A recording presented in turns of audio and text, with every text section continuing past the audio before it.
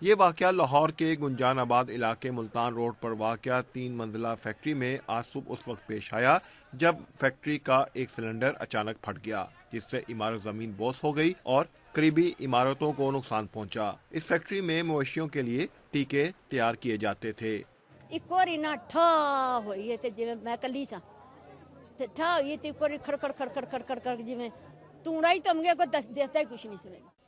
Rescue 1122 کے سربراہ doctor رضوان نصیر نے بتایا کہ ملبے میں سے 5 لاشیں نکالی جا چکی ہیں، جن میں سے 3 خواتین، 1 بچے اور 1 مرد کی لاش ہے۔ ریسکیو حکام کے مطابق اب تک 8 افراد کو ملبے کے نیچے سے زندہ نکال لیا گیا ہے۔ ضلعی انتظامیہ کے مطابق ملبے میں دبے افراد میں زیادہ تر عورتیں اور بچے شامل ہیں۔ پولیس کے مطابق حتمی طور پر یہ نہیں کہا جا سکتا کہ ملبے تلے کتنے لوگ ہیں، تاہم پولیس حکام کا کہنا ہے کہ جس وقت یہ واقعہ ہوا اس وقت عمارت میں 40 سے 50 افراد موجود تھے۔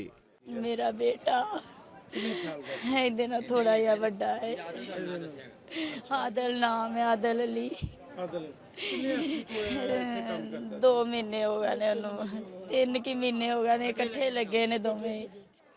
ضلعی رابطہ آفیسر یعنی ڈی سی او احد چیمہ کا کہنا ہے کہ اس فیکٹری کو 2005 میں سیل کر دیا گیا تھا۔